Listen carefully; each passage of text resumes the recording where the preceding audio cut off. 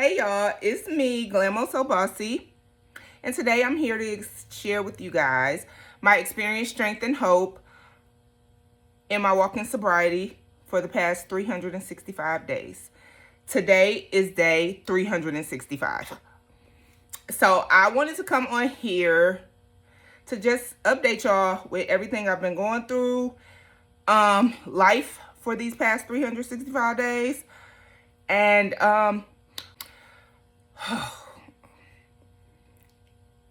wait, let me say a little prayer real quick. I need God just to guide my tongue and to touch anybody out there who is still sick and suffering with this disease of alcoholism. And hopefully I make a difference with this vulnerability that I'm sharing. Because this is definitely a different side of vulnerability. If you are familiar with my channel, you do know that I don't really hold back anything. So you've been on a weight loss journey with me before, in which I must say that is still going okay. I will not toot my horn on it, but what I will also say is I'm not stressed out about no weight right now. Sobriety has been number one on my list. So, you know, a couple extra pounds, I'll be all right. But if you followed me, you know that I've been on a weight loss journey with you. I've also been on a long distance journey with you, traveling outside of my state to a different state. And now this is a whole new journey. Like, my life is just path. Which path you gonna take? You going this way? All right, let's go this way. All right, let me take this turn. I'm gonna go this way. I really think I'm forever going to be on a journey my whole life, and I'm always going to document it. I love, one, I'm a yapper, certified. Think I got my degree in yapology. I'm for sure I got my degree in yapology with a minor in business management. Because I can talk. Y'all know I can talk. This video will be long as hell, but since it is my first video, I for sure want to cover just the basics of this year. If you are new to sobriety, if this is day one for you, if this is day 4,952 for you, I just want to cover the basics and always point out the reason we are here, the reason I got here. I always want to remember how I ended up here. I think for a long time I didn't understand how I ended up where I was, but the more sober I got, the clearer my mind got. The stronger my faith got, the stronger my commitment to myself got. I don't like to use the word discipline, because discipline makes me feel like if I don't do something, I'm gonna get in trouble about it. So I don't really like to use the word discipline when I'm working with myself. Like when I'm I don't like to reprimand myself about stuff. Like, I like to use the word commitment, because I'm committed to my faith. I'm committed to myself. I'm committed to my journey. And that was one of the things that was very intentional in the beginning of my sobriety. I wanted to be committed to something because I'm not a committed person. And that was something else I learned. If I'm being honest, I didn't learn that in my sobriety. I was able to identify it and accept it, that I have not been the most committed person, but recognizing that I want to be committed. I want to be committed. So I committed to this act of sobriety. And okay, so let's just get into it. I just want to take you back to 365 days ago, July 31st, when it all went down. And the crazy thing about it is that nothing actually happened. Nothing happened that day. There was no experience where it was just like, girl, it wasn't anything like that. What it really was just, I was hungover. I ended up, the day before, I believe, was a Monday.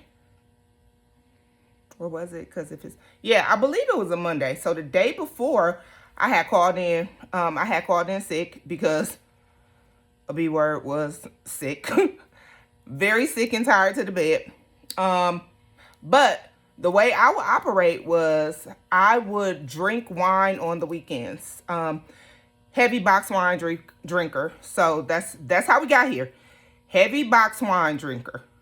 So every time you saw me, I would have a cup, a Starbucks cup, and my cup would be full of box wine. I would be carrying a tote bag, you know, fashionable little Telfar tote. Take that bag of wine out the box, put it in my tote, and we out. We out. So me and my wine will be everywhere. Turn up. Life of the party. You need some wine? Where we going? Okay. Nobody else was drinking. Or not nobody else was drinking. It would kind of be like, I was bringing the vibes. That's just how that's how I looked at it, because I was the drunk there. So that's how I would look at it, was I was bringing the vibes. And so I would have the wine all the time. I would have my cup, and I started to get to a point where I didn't want to do anything without drinking. Like, nothing was fun to me without drinking. In order to be around people, I would need to drink. In order to calm myself, relax my nerves, sometimes just not be sick from the night before, I would need to have a glass of wine, or a cup of wine, because it was never a glass. So if you know, you know, like the Starbucks cups, I believe they're like 16, 24 ounces. It's really ridiculous. I'm laughing because it's really ridiculous. I think they're like 24 ounces, but I would fill my cup up all the time. Like, I would have ice and wine all the time. But anyway, take you back to the day. So it was Monday. I called in sick to work. Cool. But I hadn't finished the whole box from the weekend. So I needed to finish that, of course. So when I got up that Monday, I finished that box. But of course, now I'm terribly sick again. So then Tuesday comes, I call in to work again. My supervisor sends me a text back and says, hey, this is the you need a dang, what is it called? You need a sick slip or a excuse. You need a doctor's excuse, because I called 2 days in a row. But from what I remembered, like, it has to be 3 days. But I didn't really know. I didn't really remember, because I had just started this job a couple months before that. So I didn't really know. But once she said that, of course, I didn't have a doctor's excuse. I told my best friend, like, hey, I need a doctor's excuse. She told me to reach out to somebody she knew. The person I reached out to didn't respond back to me, so I was kind of shit out of luck. And I'm like, damn, I'm gonna get fired. Like, so now at this point, like, my money is being affected, and now I'm affected. That's the only thing that really woke me up. Like, oh, hell no, I can't go to work tomorrow because I don't have no excuse. Like, I don't have a doctor's excuse. So I was kind of just saying, like, I was trying to tell my supervisor, like, I was just sick. I didn't go to the doctor. I didn't go to urgent care or whatever. And she was like, I need an excuse. So I was for sure that I was going to get fired. Like, pins and needles, for sure I was going to get fired. So also, I'm still kind of sick. But how I would drink on the weekends, like, heavily drink on the weekends, like binge drink wine on the weekends, but I would be okay by Monday and then be good during the week. Friday come, rinse and repeat, same thing again. But so this time I've drunk on Monday. I had to finish that up. I'm not sure. No, I drunk that Monday, woke up that Tuesday, because that Tuesday was the day I decided, like, when I couldn't figure shit out and I thought I was going to get fired. That was the day that I was just like, I'm not drinking no more. Pray to God, like, please, please, God, like, just save me from myself. Like, please save me from myself. And my prayer, honestly, my prayer was, please take this desire away from me. Like, please take the desire to taste wine away from me. Like, I don't want it anymore. I don't want it anymore. Then I'm like, I need to find an AA meeting. Like, I'm trying to figure out everything to do, because this is now clearly interfering with my money. And if you know, you know. I don't like to with my money. I do not like to with my money. I don't play about it. So I'm like super, super scared. I was super scared I was gonna get fired. Crazy thing is, when I went back to work on Wednesday, my supervisor never mentioned it again, which is not crazy. Like, it's literally God. Like, I prayed to God to please protect me, protect my job. Like, I need this. Like, I don't need to be fired because of alcohol, first of all, because if we want to keep it 100, before this happened, I was saying I wasn't an alcoholic.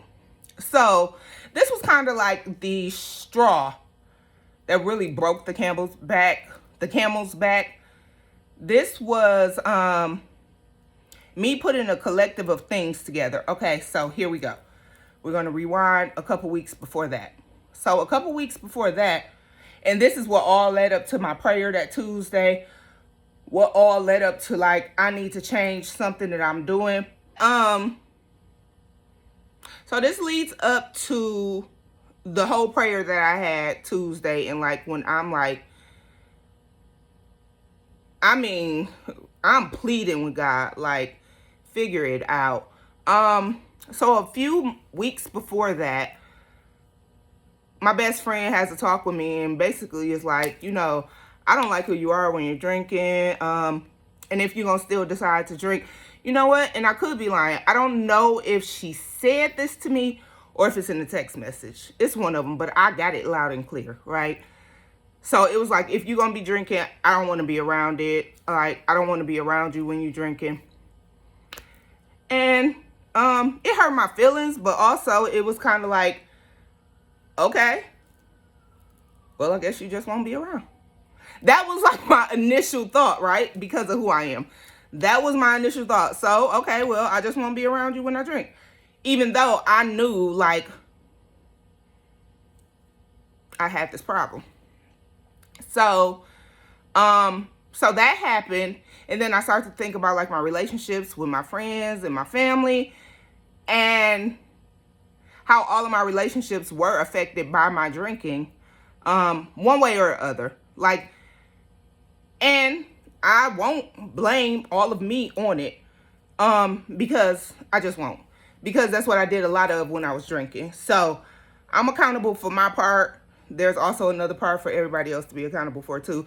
If they don't want to be, totally fine. But my drinking had a lot to do with, like, failed relationships, the way I discarded people, the way I talked to people, like, but the most important relationships was with my best friend and my kids, because those were the people who, like, I constantly was in relationship with, that I was constantly around.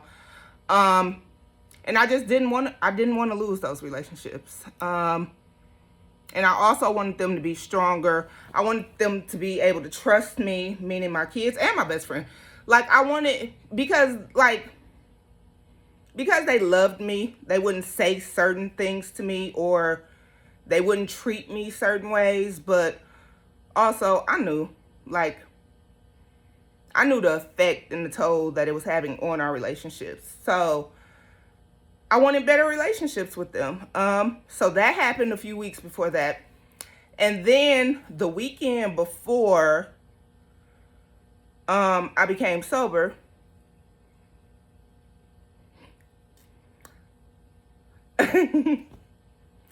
the weekend before I became sober, so I like to call it, I say I was on an effing tour.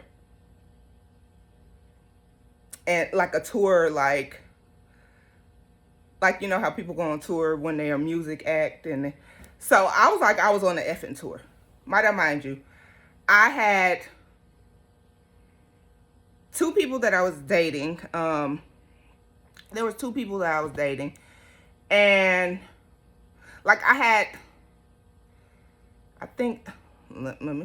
seen one of them on Friday, but that wasn't enough for me. I seen the other one on Saturday, but it was just me constantly always trying to get this. It was something missing that I wasn't getting. It was never enough. Nothing was ever enough. And I wasn't being filled up in the way that I was so emotional when I was drinking. Like, so emotional. I needed, there was something that I needed so bad that even when I would be spending time with these people, like, it still felt like it was still nothing to me. It was still just nothing. Like, yeah, so partying all Friday, partying all Saturday, that wasn't enough. Sunday rolls around, I think I tried to call one of them, or maybe even both of them, to come do like a do-over. Like, come kick it with me,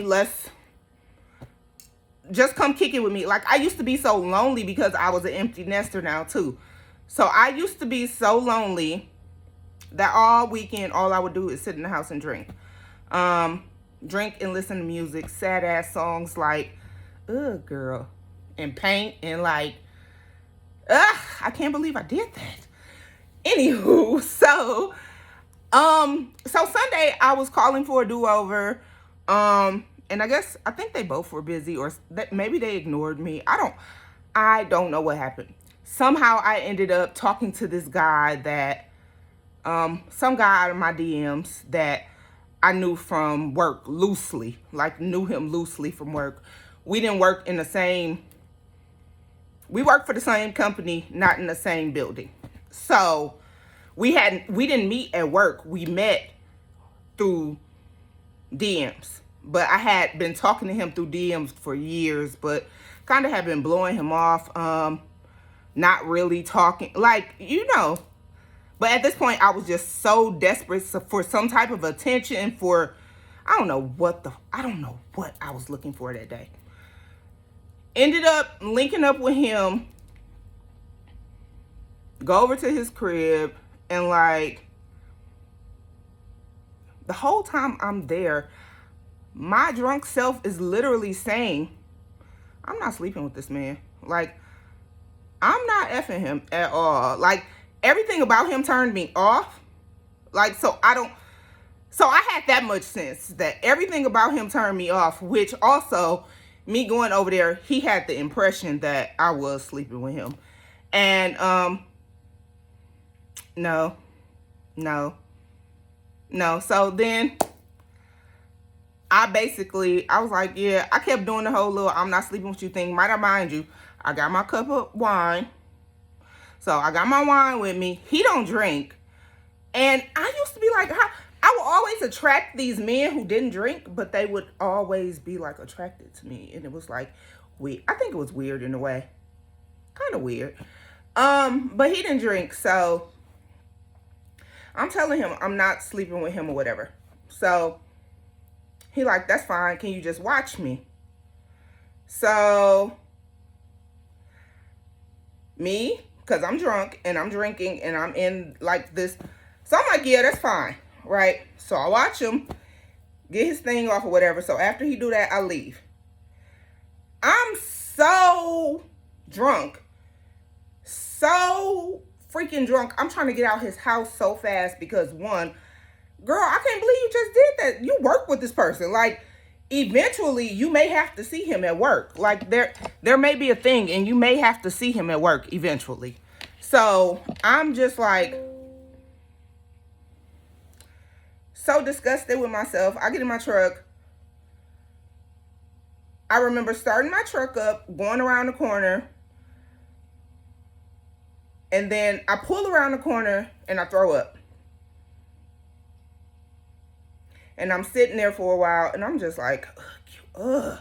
I am so pissed with myself. Like, girl, I can't believe you even did that. Like, so many things I couldn't believe that I had did. Like, while I was drinking, so many people I had talked to that I would never.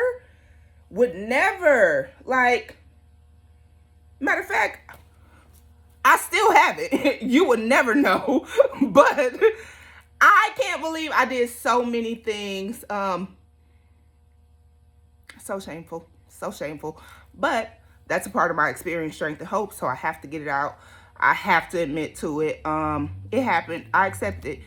But yeah, alcohol can make you do some wild stuff. Anywho, I end up making it home. Thank God I made it home.